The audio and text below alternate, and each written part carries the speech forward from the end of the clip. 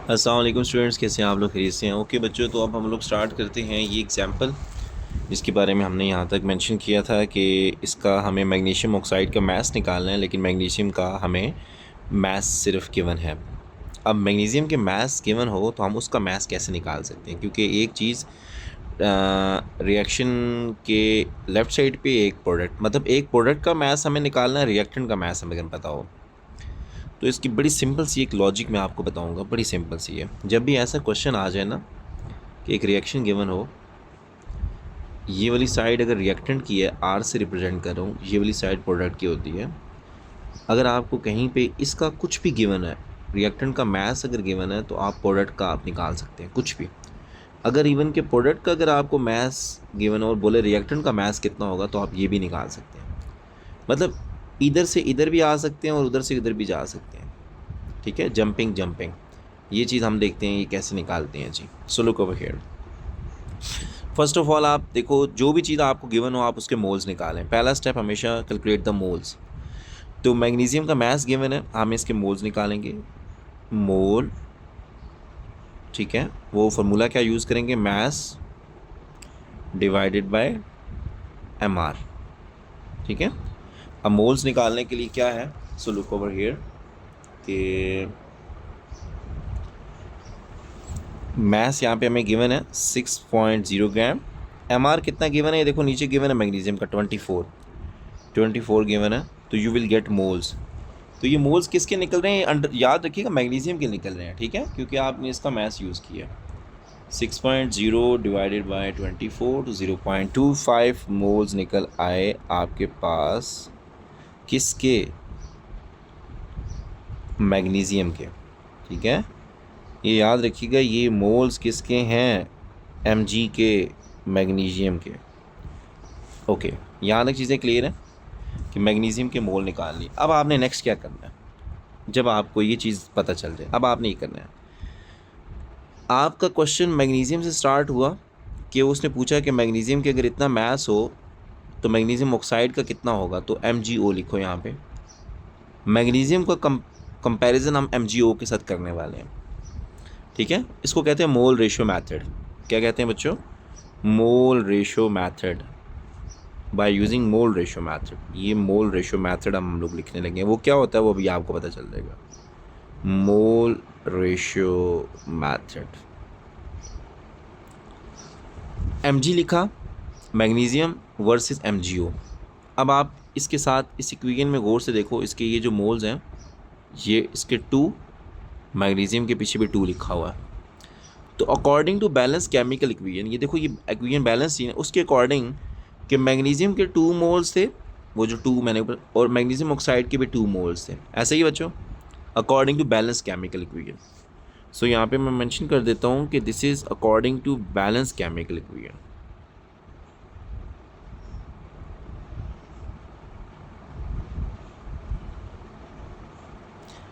According to balanced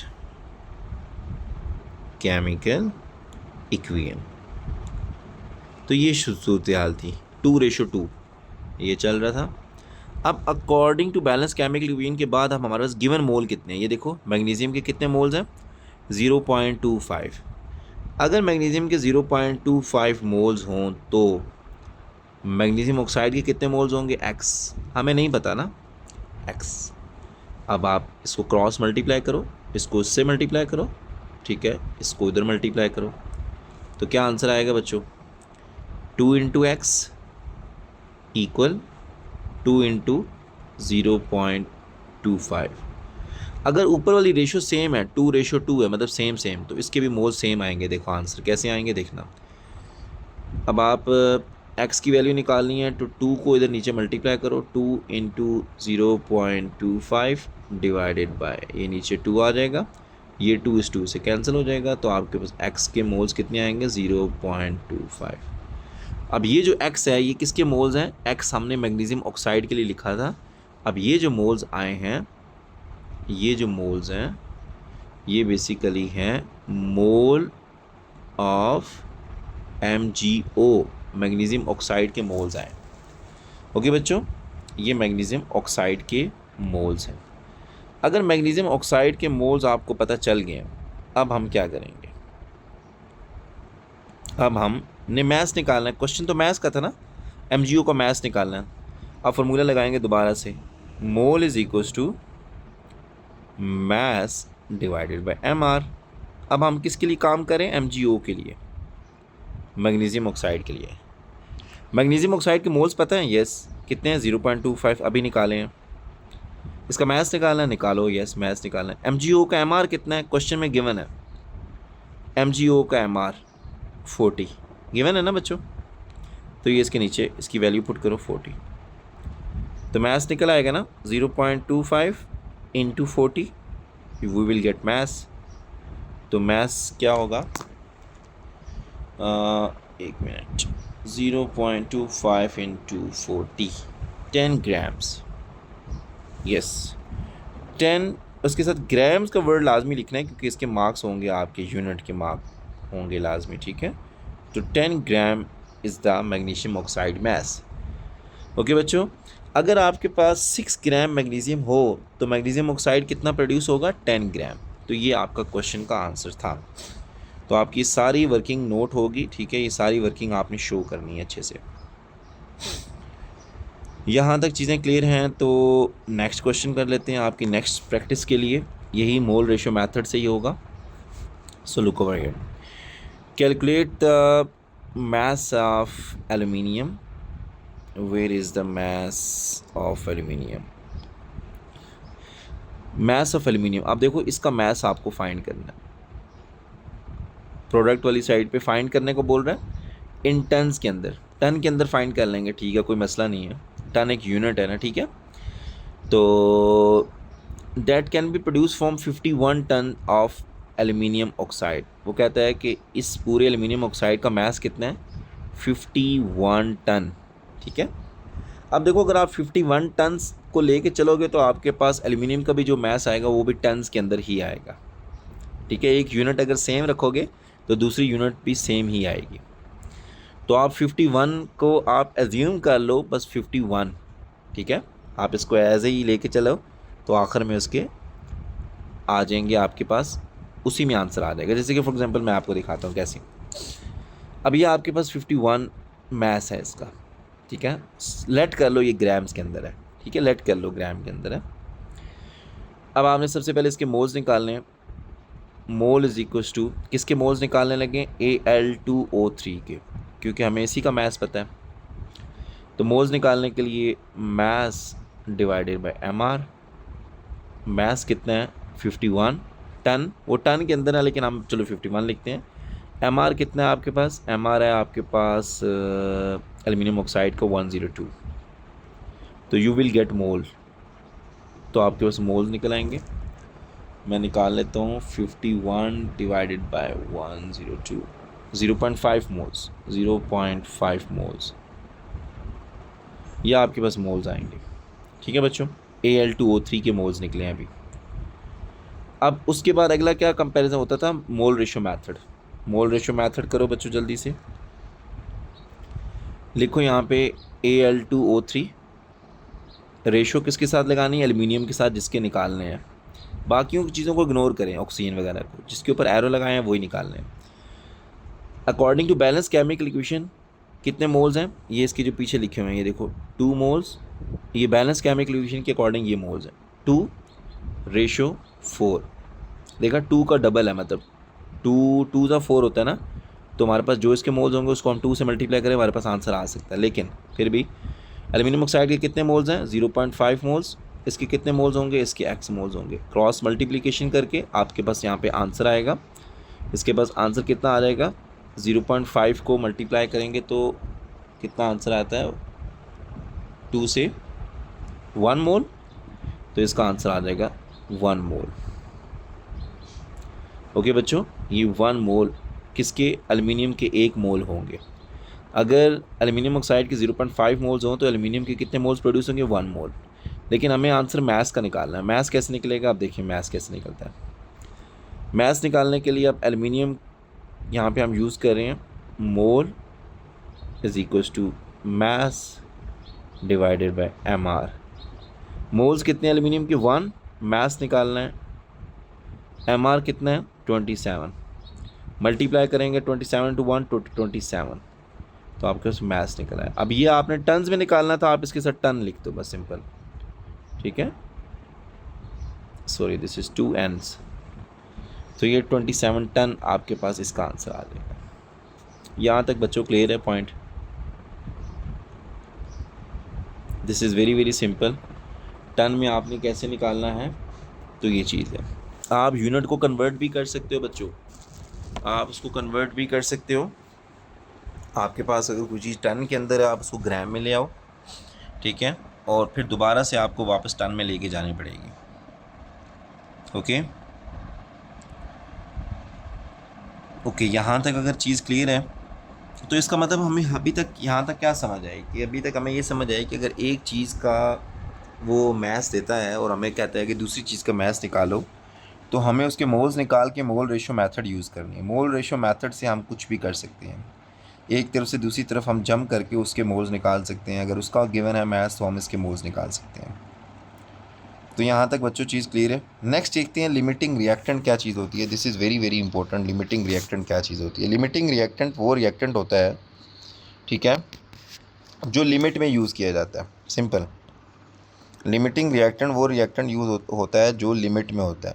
तो limiting reactant जो होता है वो एक लिमिट में होता है, ठीक है, एक लिमिट में हम उसको यूज़ करते हैं।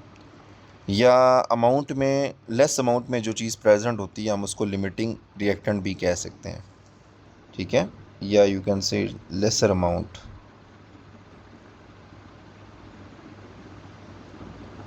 और इसके पैरेलल एक एक्सेस रिएक्टेंट होता है, एक्सेस रिएक्टेंट। अब वो आपको पता है, अगर लिमिटिंग रिएक्टेंट लिमिटेड अमाउंट में होता है, मतलब लेसर अमाउंट में होता है, तो ये आपके पास जो होगा वो एक्सेस अमाउंट में होगा। सिंपल सी बात है। लेकिन ये हम क्यों पढ़ रहे हैं, लिमिटिंग रिएक्टेंट क्यों पढ़ रहे हैं? देखो हमारे पास ना अभी तक जो क्वेश्चन आया था ना, वो इस तरह आए थे कि हमारे पास एक ए था प्लस बी था, और हमारे पास सी प्लस डी बन रहा था। एक रिएक्टेंट ए बी मिलके सी प्लस डी बना रहे थे। हमें वो ये कहता था कि भाई आपके पास ए इतना है, ठीक है, इसका मैथ इतना है, और वो कहता था कि सी का मैथ निकालो, सी का मैथ निकालो। हम क्या करते थे, हम ए के मोल्स निकाल के हम सी के मोल्स निकाल लेते थे, ए की हेल्प से सी के मोल्स निकालते थे। मतलब बी और डी यूज़ ही नहीं होते थे, सिंपल। तो ये बड़ा डायरेक्ट मेथड होता था अभी तक।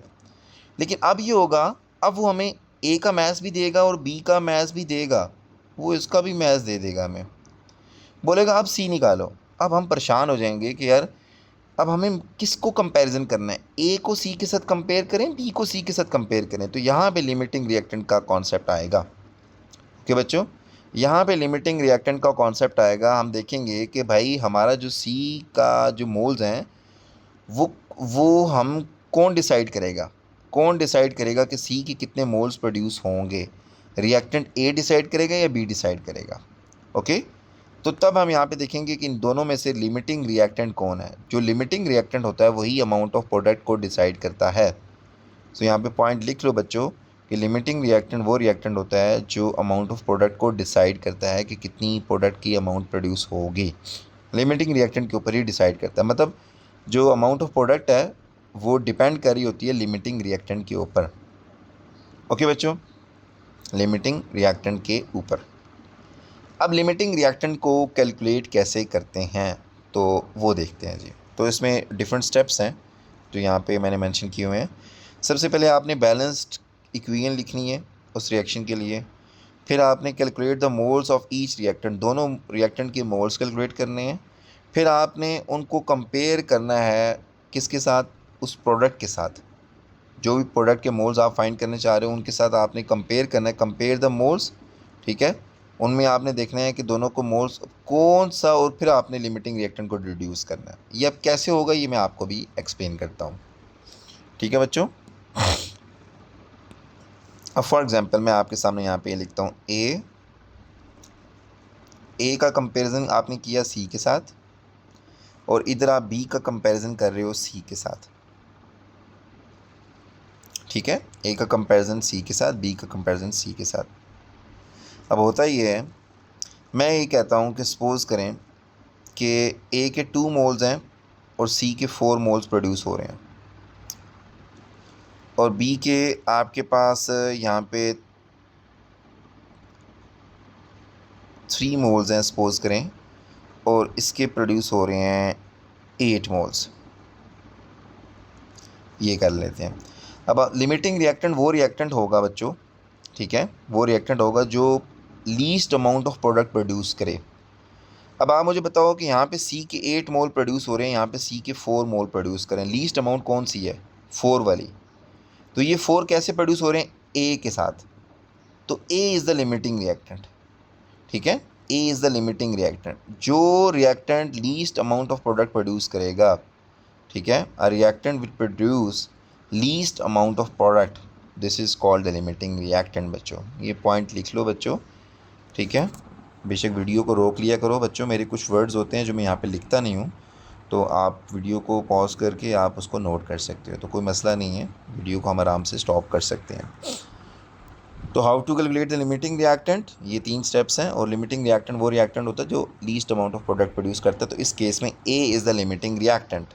ए एक लिमिटिंग रिएक्टेंट है, लिमिटिंग रिएक्टेंट क्यों, क्योंकि ये सी की कितनी अमाउंट प्रोड्यूस कर रहा है, 4 मोल्स, वो 8 मोल प्रोड्यूस कर रहा है बी वाला। तो A is the limiting reactant, B is the excess amount of reactant. तो यहाँ पे क्वेश्चन आ गए, क्वेश्चन को ही सॉल्व कर लेते हैं जल्दी से। अब इस क्वेश्चन को सॉल्व करके ही इस वीडियो को एंड करते हैं बच्चों। सो लुक ओवर हियर, आपके सामने क्या क्या है, इसको बड़े अच्छे से सॉल्व करते हैं, ताकि बल्कि या तो नेक्स्ट क्लास में कर लेते हैं, थोड़ा सा टाइम लग जाएगा इसके ऊपर। ओके बच्चों, see you in the next class, अल्लाह हाफिज़।